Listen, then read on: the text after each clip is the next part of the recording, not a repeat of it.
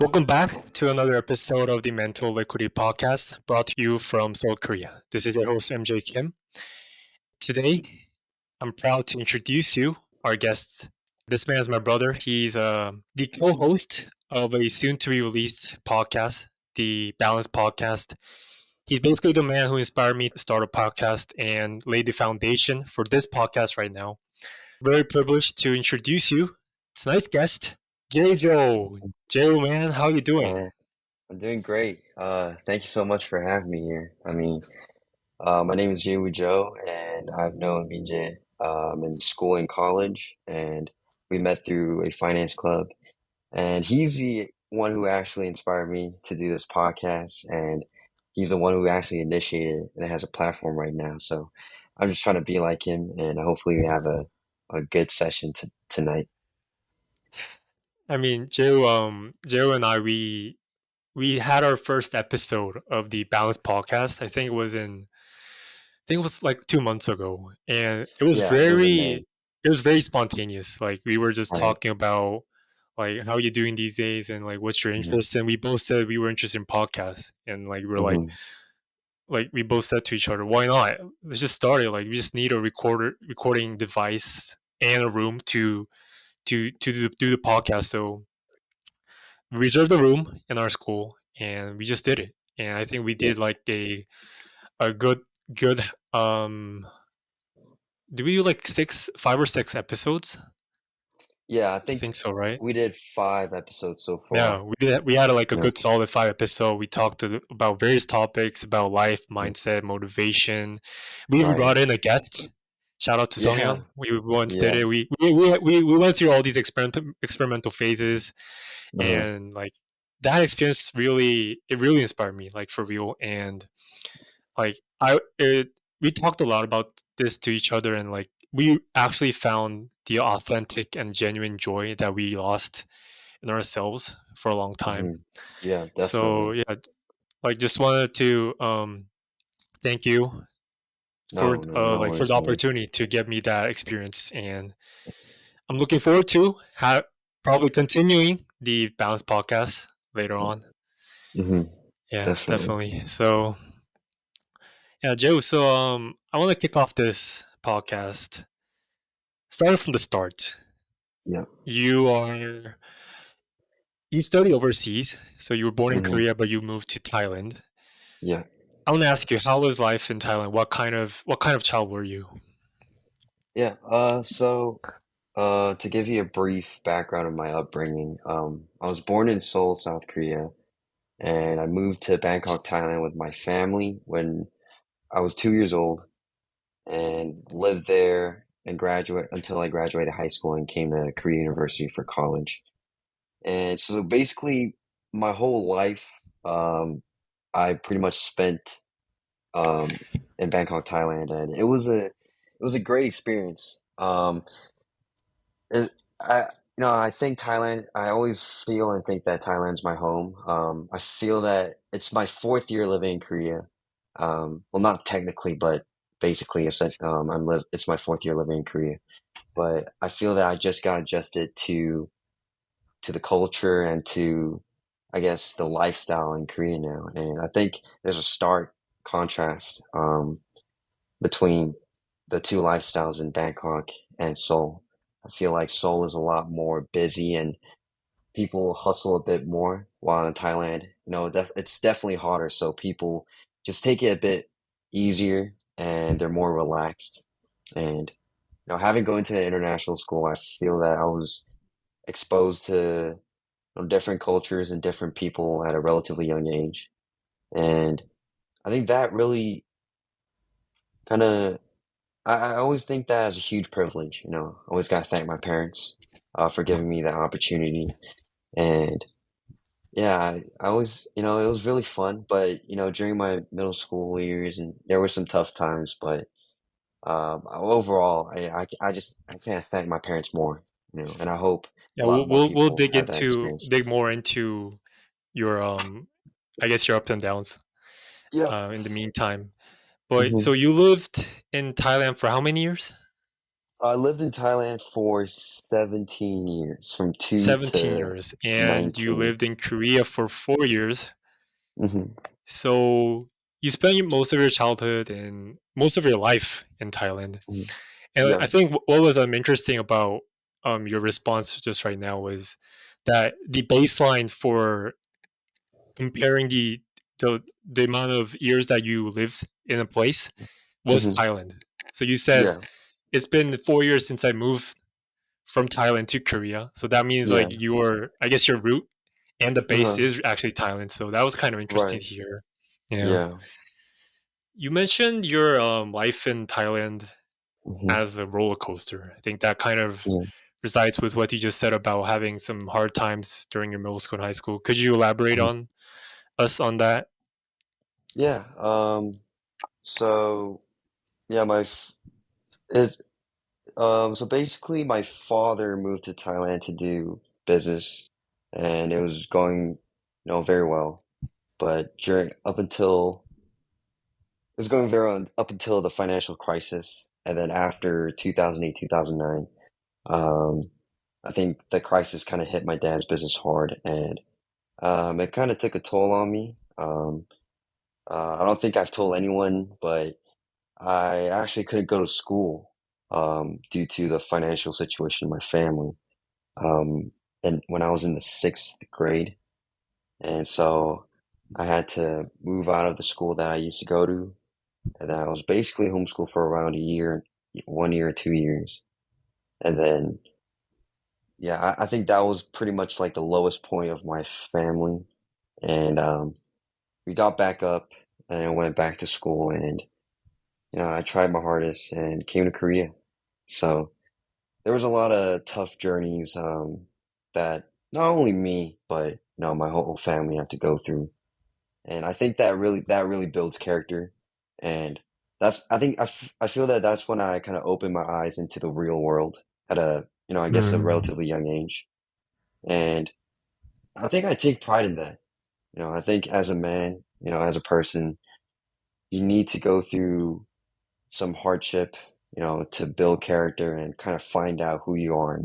And since life is very unfair and there's so many wrong and bad things going on, but you just kind of have to go through it and find a way to, always keep a smile on your face. And I was able to go through that, with the people who I love the most, my brother and my Mhm, parents. mhm. And I have the best parents in the world and the best brother in the world. And, they really helped me, stay strong and, become a more mature person.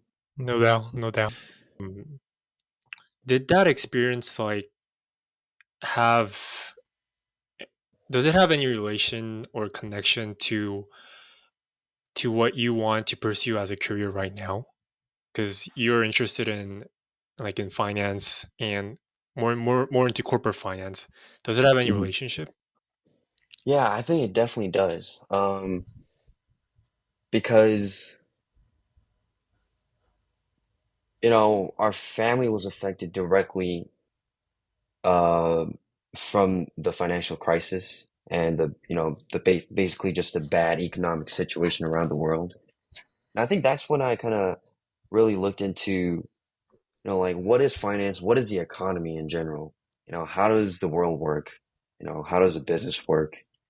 And, my father was, he was a business major as well back in school. And I think, at home we talked about, just basic economic stuff, how the economy is doing right now, and not really too much about my dad's personal business, but, I think just generally about how, like the economy works, since I lived abroad as well. So I had to kind of know about, definitely about Thailand's economy and then Korea's economy and also the US economy, because that's basically the world's economy.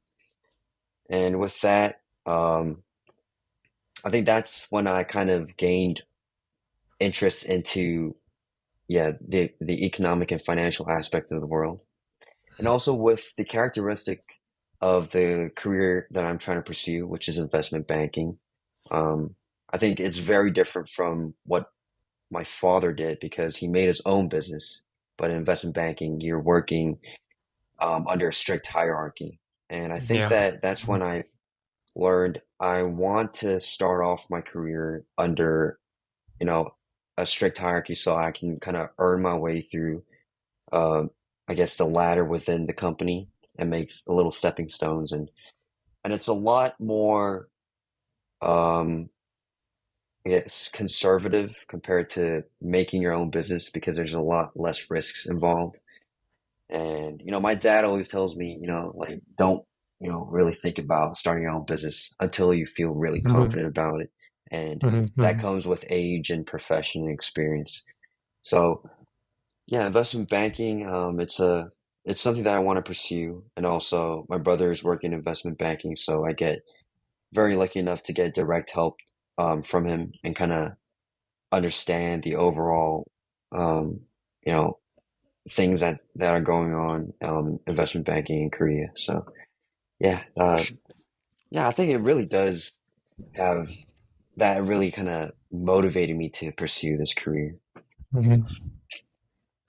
Speaking of the direct help from your brother, Hmm. you started this preparation of finance at a very relatively young age because most men in Korea, they usually finish their military service before they even like join the networking and the finance clubs to embark on this financial journey. But Yeah. I think you joined and like you were interested right when you like started college. I Hmm. think didn't you start the finance club at like in as a freshman? Yeah. Yeah.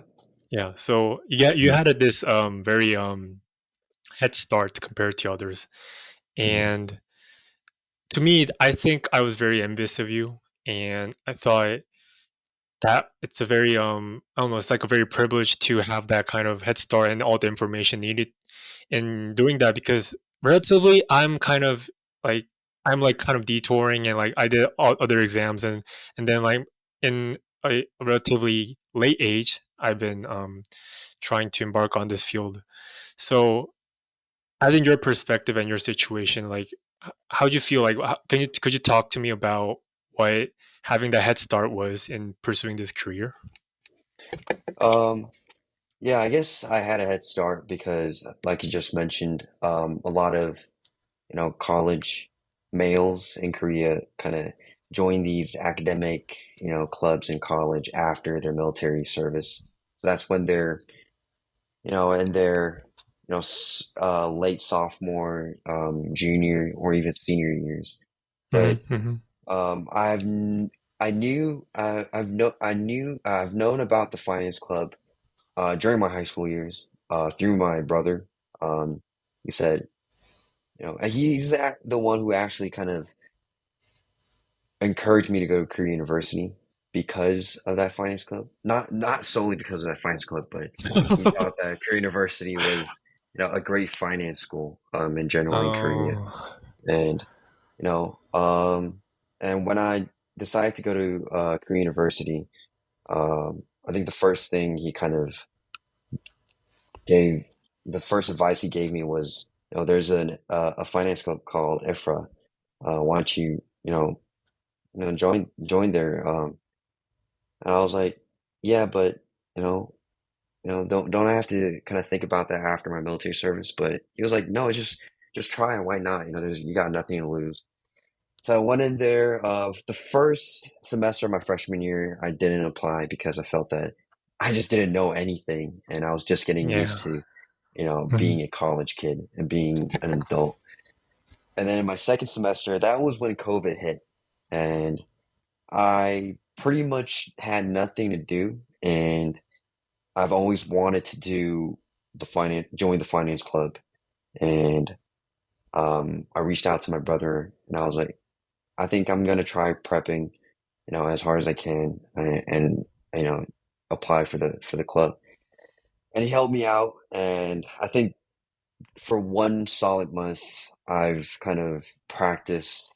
I kind of studied very hard, and luckily, they they allowed me to they gave me an interview, and I guess they're okay with me, and the people there were great. And I think I guess my fit was very aligned with their with what they wanted, and I joined, and it was great. At first, it was kind of hard for me because, like in Korea, age is a huge factor, and since Yeah, I it was is. also a very, as a freshman, I was an underclassman. Um, I had to kind of behave a lot. I was very conscious of my behaving, and I made sure to not be a little brat, and make sure to not be that MZ kid, you know. So and there's a lot of things I learned from that, just being a lot more trying to be a lot more mature and professional, and the 선배s, the alumni, and my colleagues, all of them helped me become a better individual. And yeah, I think that little head start really helped me kind of be more mature compared to my peers. And um, the stuff that I learned in the club helped me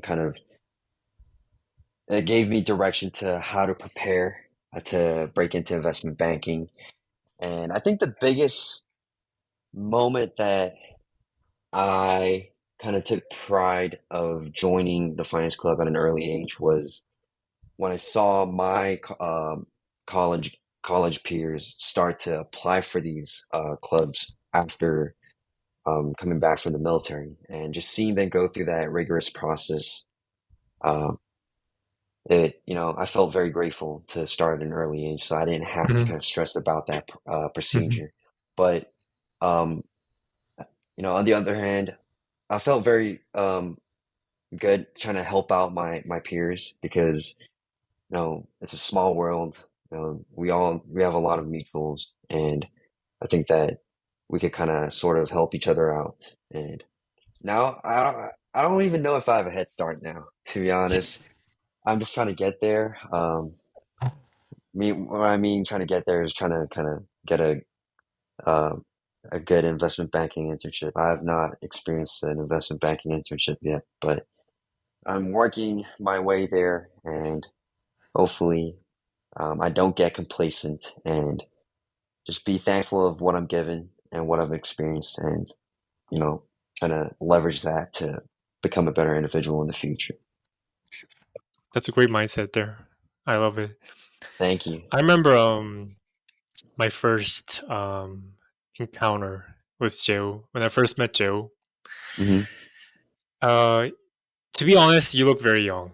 Like Hmm. despite your attitudes or your Hmm. performances, like the only thing I could like assess you was your look. And Hmm. Right, I right. remember when we had when we had like our first meeting, you came Hmm. up and like they're saying like he's the he's the elderly because he's out already finished the 2 semesters Uh-huh. that are required in our finance club, and he's doing the Yeah. third one for as like a voluntary. And I was like, dude, this guy's real. And I was like, but based on his looks, he looked kind of young. So I was like, whoa, this guy he's really started this journey at a young age, and it was very inspirational because, as I just said, I was very envious of you on that you had that Um, resource in that such a young age with your friends and I, your family. So I mean, I it's haven't achieved anything substantial yet, no, so you there's did no, nothing to like be no, but envious about me. it's that amount of the network, like you mentioned, like your colleagues, they're already in their like in the position in the industry. So Right. it's all about utilizing and allocating those resources. So I think Yeah. that's very good. And Yeah. maybe do you have anything to share to say to your brother in this opportunity for this? Anything that I want to share, that I want to No, say? like because like I guess your brother was the key individual Right, in right, kind of right. making this Yeah. possible, right? Do you have anything to say to Yeah. him? The only thing that I can say to him is that I'm trying, because and thank you, of course. Um, I know I feel like I need to try a lot harder, and I think that I felt that more recently, kind of like doing a lot more interviews and I guess, maturing a little bit more. But I think he basically paved the way for me, and I'm just trying to follow his footstep. And um, yeah, he's just a person that I respect a lot. And no, when we were younger, we used to kind of joke around and always fight, and just like that young brotherly, love, I guess.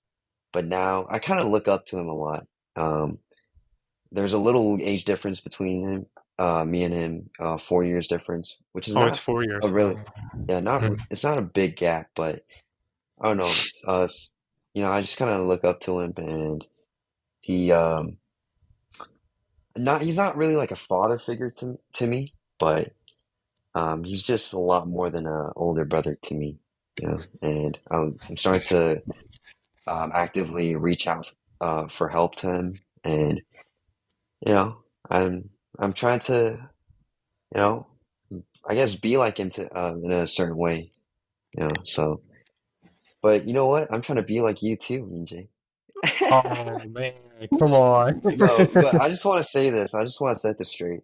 Um, I I really like you as a person and as my college 선배, and you're just a great individual. I just want to say that to you. I hope please take this as a compliment, all right? Dude, I'm But flattered, dude. Dude, I'm yeah, just but honored to hear that compliment.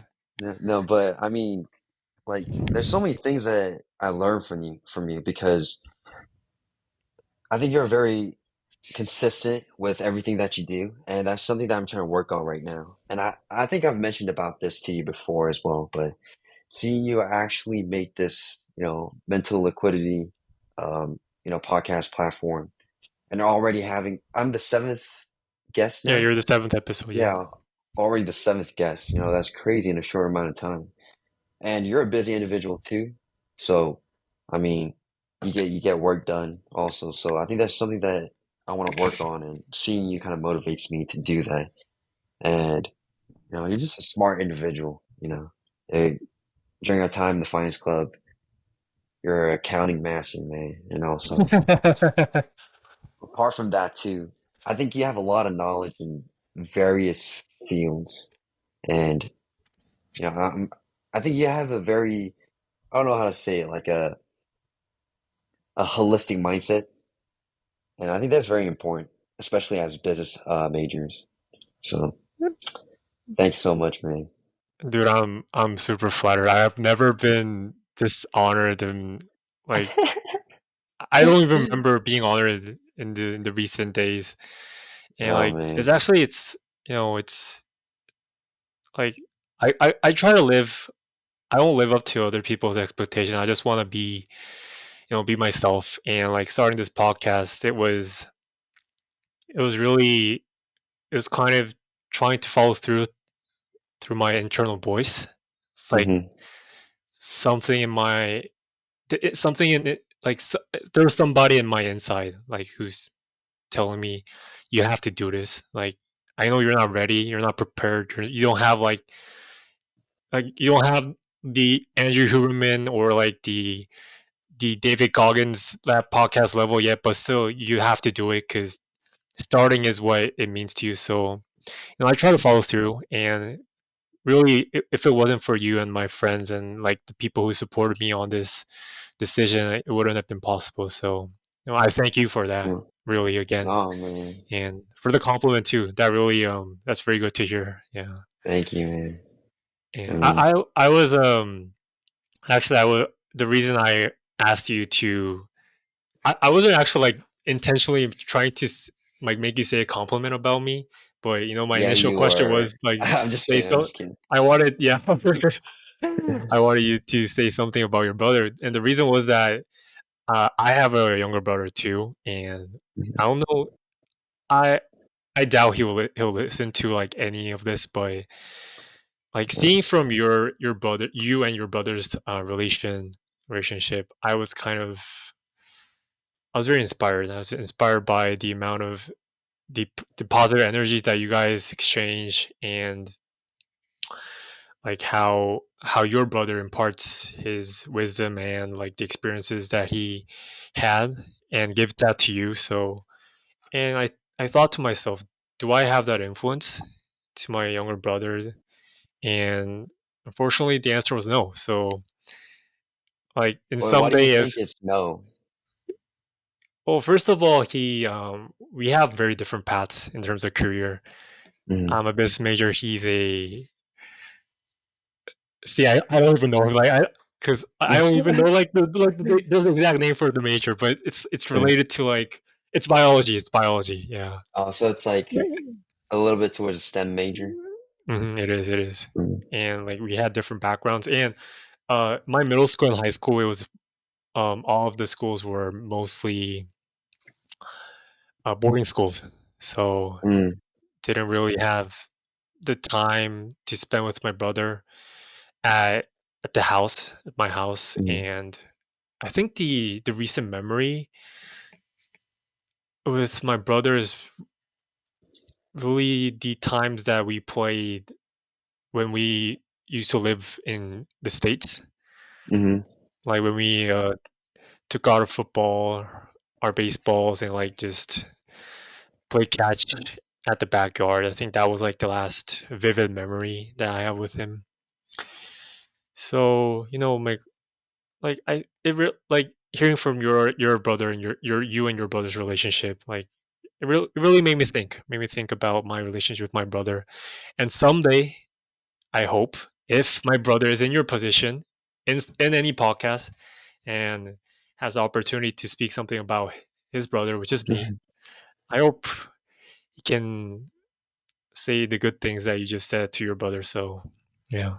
I mean, you're the older one, so I think there's a very big difference in our, I guess, views towards life as a, between as a younger brother and an older brother. And to this day, I've never seen a younger brother who never looked up to their older brother. I think Mm, that's a fact. I think all younger brothers have a level of admiration and respect for their for their older brother. And I'm pretty sure your younger brother is very grateful, for having you as an older brother. And I what hope is so. there not something that he wouldn't admire you about? I mean, I mean, like to you're be honest, smart, this you play ball, you're a cool individual. I mean, you're awesome, man. I mean And to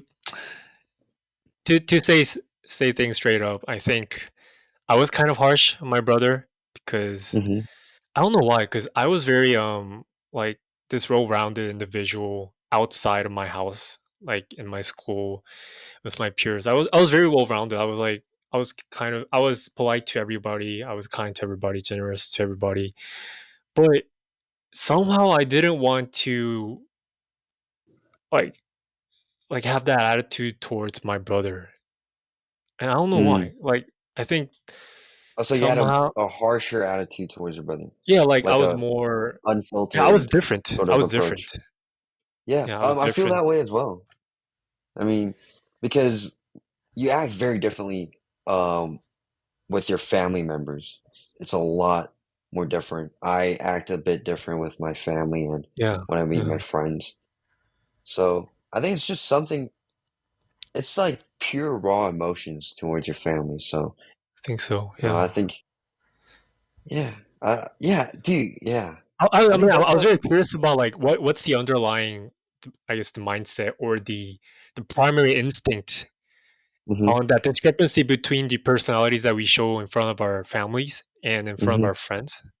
Like, I'm sure there's a lot of research that yeah, deals with this issue, but it's hmm very interesting. Very interesting that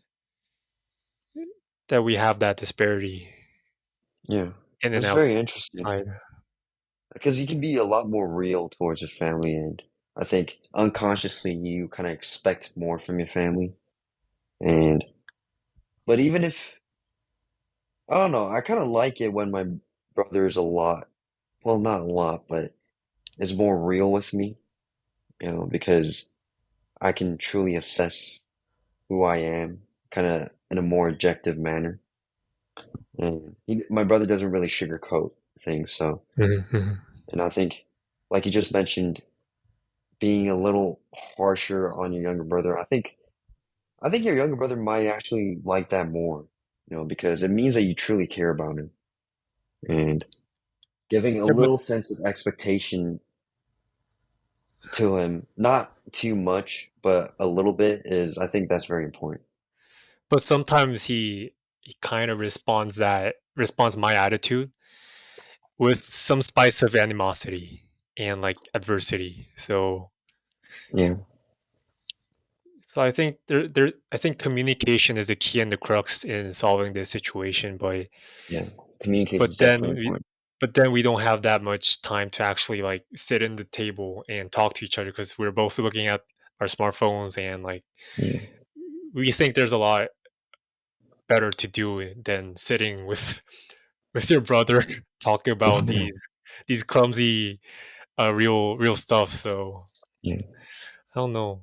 I mean, like as I live and go through my age, like I kind of sense this importance of the families and that how it's so stable and I don't know, like serene to have this like your side, like they're your side no matter what happens, no matter what yeah. you do.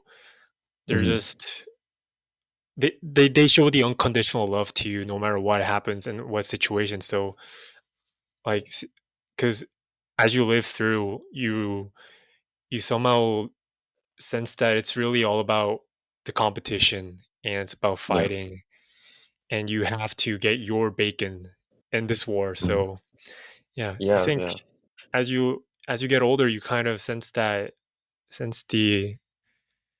the weight and the importance of having your family with you. So yeah. yeah. I think I don't think a lot of people understand that, and they're not awakened to that idea yet.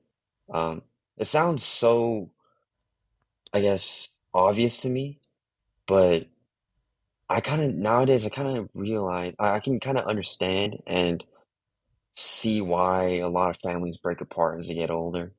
I've seen some families where they won't even meet their parents anymore. Like they just completely cut ties with them, and that just sounds really ridiculous to me. But I mean, yeah, just having a good family and knowing that there's someone, always willing to support you no matter what, Yeah, unconditional love. That's that's a very privileged thing, I think. it is, Yeah, it is. I think it's a great time for us now to acknowledge it. Yeah. yeah, How we get this far? How do awesome. we get to like talk about family and like this Yeah, I this mean, we're just lovable talking about our family and our background, yeah. our upbringing. So It's Joe, amazing, finance. man. Yeah. Where do you see yourself in 5 years? Um, in 5 years, I'm still in my 20s in 5 years. Shit, So, wait, I wait, love that. wait. You're still in, oh, no, no, no. You'll be in your 30s, bro. You old boy, man. I'm just kidding. I'm just kidding.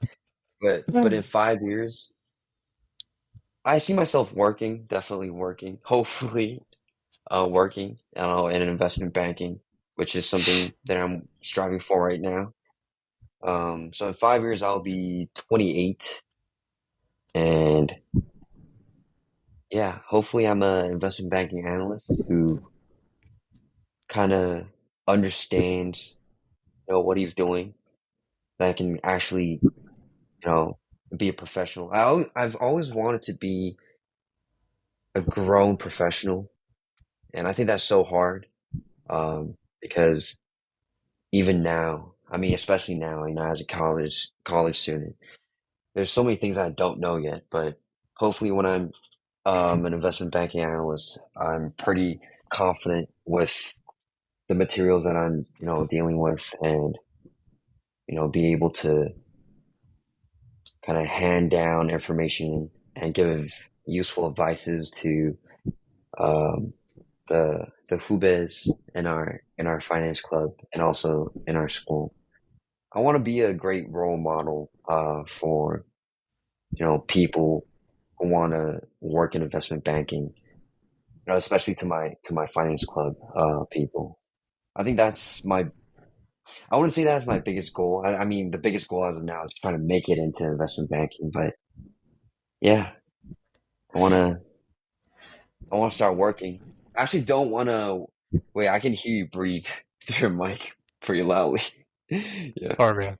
yeah, that's fine. But yeah, I actually want to graduate school as soon as possible. Um, so I want to start working and contributing to society. Don't want to pay taxes, but yeah, start making money and give financial support to my family and also to my friends too.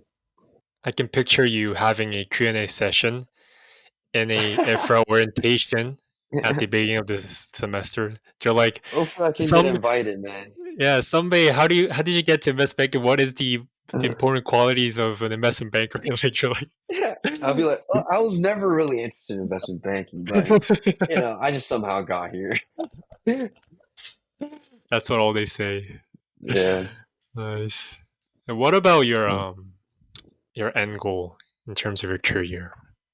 My end goal in terms of my career, well, that's such a hard thing for me to answer as of now because if I do make it into investment banking, I would have to make a big decision if I want to stay in that, industry or, leave to private equity or, go to the industry like most people do. But I don't know. We'll see how it goes. You know, when I actually make it in, when I'm actually in my second or third year of my analyst career. Do you want to But be definitely, uh-huh. let me narrow it down to you. Do you want to be a worker or a Hmm. entrepreneur? Ultimately speaking. Yeah, I guess ultimately I want to be an entrepreneur. I want to make my own thing. I want to be an an an owner to a certain extent and have my own business because I feel that first it looks cool as hell, like saying calling yourself as a CEO. That's just Mhm. cool, on the surface level. But I think that I think there's a lot of value that's created when you kind of take the initiative and take ownership, real absolute ownership of something that you do. And, you know, that comes with responsibility and you have a lot more leeway to express your ideas and actually kind of simulate those ideas and make money. And hopefully I make a lot of money off of that. But there's a lot of risks involved. And I think that for me, I'm not that particular type of guy that I feel that I cater to a lot of people. I want to make people happier and I like to put a smile on a lot of people's faces. And sometimes it's a lot easier for me to behave under a strict environment.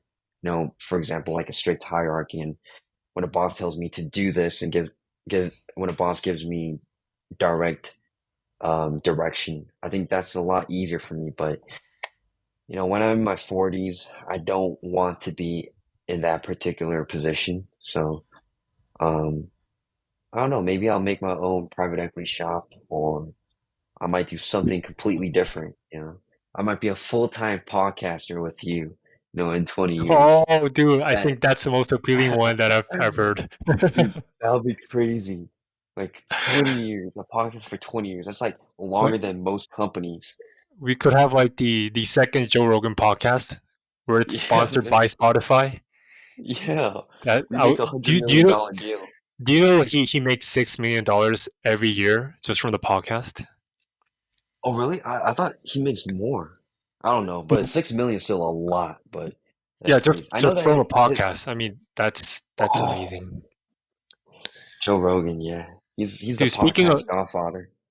speaking of money, what would you do if you had $10 million right now? $10 in million your dollars hand, right in your now. account, liquid asset, right to use right Uh-huh. now. $10 million dollars in my account Mhm. right now. Mhm. Right now. No guilt or no cost, no any legal consequences of using it. It's all yours in your discretion. Anything Oh, I w- I would travel the world, first class. I think I would do that. I for would, like to narrow it yeah. down, I would go to Europe and then go to the United States because I haven't been to those places yet. And I'm going there first class, straight on. Go there, just spend a lot of money on shopping and eating. And yeah, I think that's what I would do right now. But before I do that, I'm gonna give half of my money to my parents. And Half? yeah, half of my money. Oh, that's a lot. Yeah. Because, yeah, actually, end goal, not my career, but my life. I want to buy a house and a car to my parents, which is not an easy thing to do, but I think Yeah, that it's with tough. Yeah, yeah, with $5 million, more than Uzibok in Korean, I think I could afford uh, a decent house, in Korea for for sure, them. So, sure.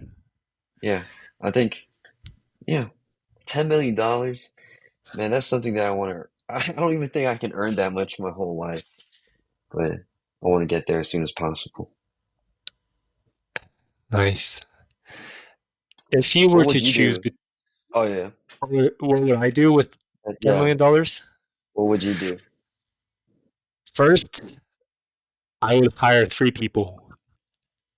Three I would people. hire a personal trainer, Uh-huh. a driver, and a cook, a chef. Man, you're trying to live like a celebrity, huh? No, like, but I have the resources. I have the money, the cash to do Right, it, right? right, Because right. like if you just put the $10 million in like a deposit in the bank, you would have at least I don't know like $300,000 every year, and you Mm-hmm. can just pay that as a salary to the workers that I've mentioned. So it's really for Right. the convenience because I want to. I always dreamed of having this like a nutrition full diet because Mm-hmm. a lot of us long for it, but it's really hard in terms of the time and the circumstances. So, and for the Gotta drivers, it's take care really of your because health.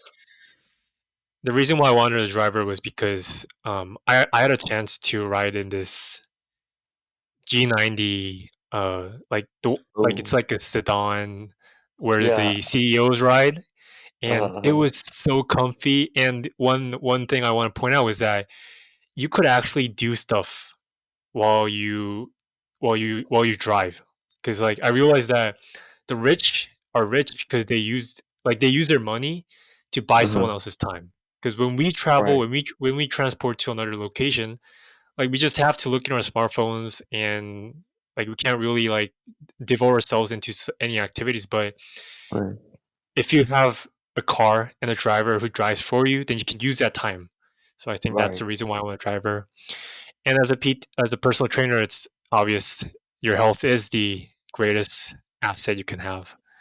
right. Yeah. Yeah. I So mean, after I hire the three workers, then I will. Next is all investment, I think. Oh wait! Oh, we gotta boost up our balanced podcast. We gotta buy some top notch gears, and we gotta use it yeah, for marketing. And get better I think we could use cameras. a lot of money for good use for a podcast Oh, man, dude. because Look, I uh-huh. mean once we have that much amount of money, basically your financial security is pretty much satisfied, Yeah. and you don't have to like do something that's not aligned with your true self Mm-hmm. just for money. So I think I would do a lot of podcasting and invest a lot of things in like mid risk, long term funds or ETFs and like that. Yeah. So That's such a grown response. Like, that's why I'm trying to be like you, man.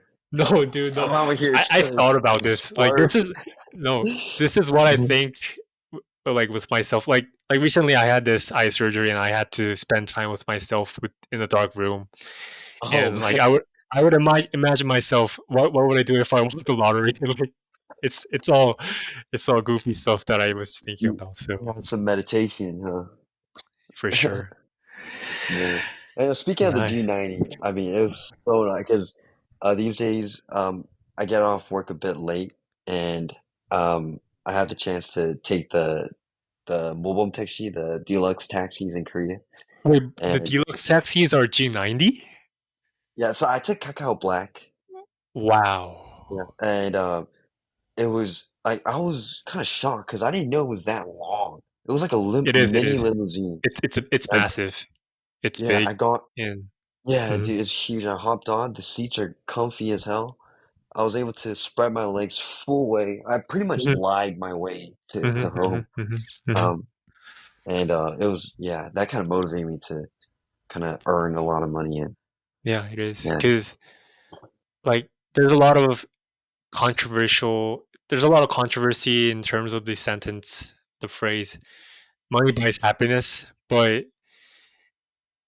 the but I money. think Uh-huh. money surely buys convenience. I think that's for Yeah, sure yeah. if Like we money use our doesn't buy time wise.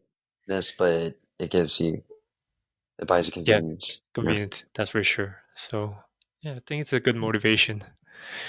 yeah, Dude, I hope we actually do like a podcast thing. Like if we both yeah, achieve and attain the financial security and the goals that we wanted. yeah. Dude, I mean, look, imagine if we are still podcasting in our 30s and 40s. Like that's such a boss thing to do, because the fact that we even have time to sit down and talk to each other for hours. Mhm. Yeah, Yeah. it would be nice if we can kind of do our podcast in like a bar on top of a skyscraper, with a nice view and a little drink in our hands. Oh, this is amazing. Like in a legit studio, not like the meeting Yeah. rooms that we Oh, reserve in the Korea yeah. University. It's Hey, we gotta start from the bottom and we work our yeah, way up. that's our story. Because like Yeah. even Apple started in the garage, so we Yeah, started at a man. meeting room. Yeah, we One started. would be in Korea University. Yeah, but it was decent. It's decent. Yeah, yeah, Yeah. it was comfy. It was soundproof, and it Yeah. was. I think it had all the things you needed to record the podcast. It was Yeah. It nice. kind of it kind of looked like a studio too. It did. Yeah. Joe, what's your favorite podcast that you want to share with the audience? Oh, my favorite podcast is, I think I told you already, it's called Flagrant by Andrew Schultz Oh, and Akash Singh. And it's a comedy podcast, but it's not just like your typical comedy stuff. Like, um, it's pretty much a podcast that talks about anything like the hot issue that's going around the world, but in a comedic way. But sometimes it gets serious, in certain bits, but it's so real, it's like you're actually kind of listening to, four guys talking like a unfiltered, like a real conversation. And and it's funny as hell too, so it's very entertaining. Especially I listen to podcasts a lot when I'm commuting or doing laundry or if I just spare time just listening to it. Yeah, it's a fun listen. Flagrant and oh, apart from that, I would occasionally listen to Joe Rogan, but Joe Rogan's on Spotify. I don't, my free trial for Spotify ended, so I thought I can listen to that, but I don't know. I think I might just go all in to Spotify now because I'm listening to YouTube Music, and I have to pay YouTube Premium for that. So, um, I you know, canceled my YouTube Premium with you, oh yeah, like I remember I think because last month. in our last Yeah, Balance podcast episode, we talked about the comfort crisis and we yeah, how humans are so used to the instant gratifications. And yes, sir. yeah, that was a very courageous move, a brave move for you to do that right on the spot. I Oh admire that man. move. But I'm it's not it's very hard to get detached from something that you were so addicted to. It is. But I'm working my way there to take ownership of Yeah. myself and not get owned by my phone. Yeah, That but you rhyme. stepped up to a challenge. I think that's what really matters. You Yeah. didn't avoid it, you faced it, and Hmm. you're trying to put yourself, perpetuate yourself Yeah. into doing it and guess comporting Gonna yourself. So come. I like that. I like that about you. Thank you, man. You know what could have been the best answer for your best podcast was Mental Mhm. Liquidity podcast as your favorite podcast. Hey, You I missed it. mean, You missed it hey, right there. hey, mental liquidity has a special place in my heart. It's like family to me. That's too obvious, man. That's too obvious. All right, nice But save. I'll yeah, take it. I'll take it. yeah. I'll take it. I thought they said Yeah. your favorite podcast is apart from mental liquidity. So Yeah. as a we're ballers, so we play Uh-huh. ball, Yes, and sir. I can't. I want to talk more about basketball with you. Oh, What yep. is what is basketball to you? Basketball is right now my lost friend that I You're want what? to catch, my lost friend that Oh, I you're want to false. catch up with. Like, I haven't played basketball in a long time, and I guess my passion for basketball kind of deteriorated recently, but if I think of my childhood, I only think about playing basketball. I started playing basketball when I just at the start of my third grade, and um, well, I can hear you breathing, Sorry, but I I know was it's so into uh, your response that I wanted to get hey, in front of the water. you got a great mic. But going back to basketball, it I liked it because I would say at school compared to my peers, I've been very, I guess, relatively good at basketball, and they've always kind of complimented me and praised me, and I think that really helped me with my self-esteem. And just playing basketball itself, it's just working out and exercising, it really clears your mind and gives you a lot of confidence. And I think that because of basketball, I had a great childhood, and it was the most entertaining um, thing for me to watch, do, and see, and etc. And yeah, it's just special. I don't know. Like playing basketball is really fun, because I'm also into football as well, but I don't know why I'm more into basketball. It's a lot flashier and cooler, but also I don't know the feeling you get when you hear that swish sound from the net. Oh man, it's like drugs. I mean, I talked lot with my friends about the difference between football and basketball, and Hmm. I think one distinguishing factor is the number of players in a game. Right. Because for basketball it's five, and for football it's 11, Hmm. and the less number of players in the team means that you have more chance to improve Yeah. yourself and have that Yeah. spotlight. Right. And Right. you mean at a young age, like we play for the game for the win, but at the same time we play for the girls, right? Because Yeah. like Play for the. because we have that because that's kind of the crowd's voice is very important for us. So Yeah. I I think that mean, could be one of the factors. at first, like I kind of play for the girls, but as I play more and more, I play for the boys. Trying to get their respect. Well, You know what I mean? you have to Like, elaborate on that. If I okay, end this podcast, you pause, review. pause. No, I'm not saying it in the way I kind of perform out to girls. It's just like it's just like I want to show and prove myself, and earn that respect from other guys. You know, and that sounded kind of weird, but yeah, yeah. I just want, it's like I don't know. Don't you feel that way a bit? Like, I don't know. I get what you mean. I get what you mean because it like even if it's just a ball game, you at least like you excel at, Hmm. in that field, and that's one of the factors that you gain other men's respect. And Yeah, you want to be yeah, the best. you do. Mm. I'll take your So, ankles any day, bro. oh, dude, you have to earn it. You got to earn it. But what's so Uh, interesting that we actually never had that amount of like decent amount of time to play with each other. I think we had like, yeah, did we play like 10 minutes in yeah, it was like a shoot around. It's a little yeah warm like up the thing. outdoor court?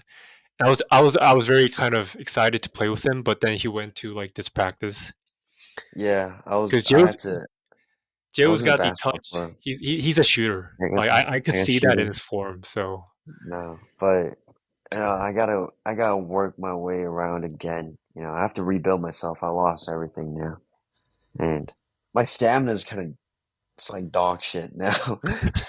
It's like I need to start dude, taking you're care of my 23, stamina. man. You're 23. I'm an old man now. Dude, I'm looking forward Mm. to a one-on-one or like a 3-on-3 basketball with you. Yeah, I want some proper basketball. Yeah, like in the indoor gym, not like the Yeah, outdoor gyms in the yes, university. sir. Yeah, man.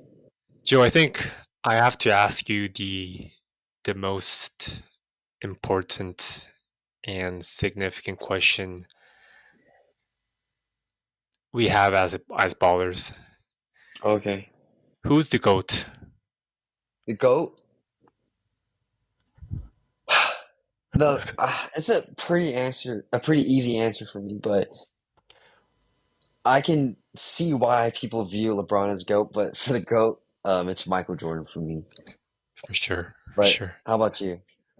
It's definitely MJ, and every time I have this conversation, I say just one thing. I mean, I've never played with any of the players, but based on like the documentaries and like the videos, The the Last difference between Dance? LeBron and MJ is that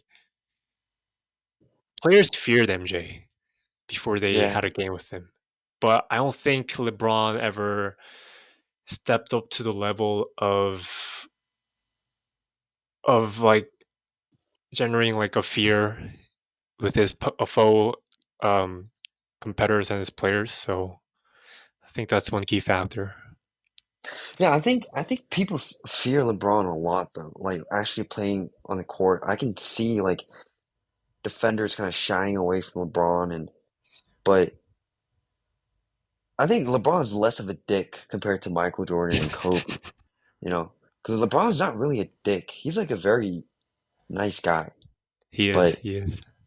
I think people kind of like famous people, like celebrities, when they show that direct, I guess, fear or that I don't know, the dicky vibe from a lot of celebrities. I think a Like lot the of fans dig into that. temper, like temperament that Yeah. that's not really appealing and cooperative Hmm. or like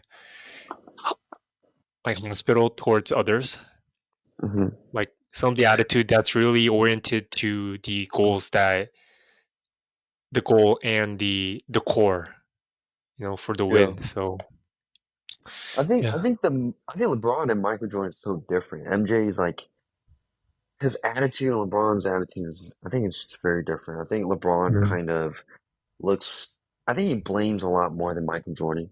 But Michael Jordan, the reason why I he, love him, like I respect him so much is because he takes absolute accountability of himself and he never made excuses or, yeah, he takes the frankly blame. speaking, like bitch about anything.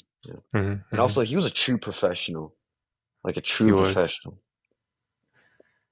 He was too good. He Yeah. won 6 championships, Yeah, no six MVP losses in the final. finals MVP in six Yeah. appearances in the finals. So that's like 100% in terms of the success rate. So yeah. Hmm. Yeah. So I guess the goat is MJ. The Shout GOAT out is to MJ. MJ. I mean, MJU, MJ Kim. All right, Joe. So I think we're heading to the end of our podcast. We've already Mhm. chit chatted for about an hour. Right, right. Uh, let's go right to our trademark question. What is your Mhm. favorite quote? Oh, my favorite quote. I don't remember word by word. Let me give me a second. I've told you already. It's a quote from Mike Tyson, and Dude, I think I can find it oh fast. yeah, I found it. What is it? Mike What is it? Tyson, he said, "Discipline is doing what you hate to do, but nonetheless doing it like you love it." And that is Oh, basically the motto word. of my life. Yeah, man. Yeah, it's discipline is because I feel that not a lot of people have discipline. Not I don't see a lot of people. I don't consider myself as disciplined yet, but I'm working my way there. And I think if you're disciplined, you can truly survive in any type of environment that you're in. And um, yeah, just like having a routine and being consistent, you got to be disciplined. I It's totally really relate important. to that quote because I think like we kind of talked about this in our podcast. People are in the comfort crisis and like you don't have to face discomfort Mhm. to live a daily everyday life these days. Like everything's Yeah, so convenient.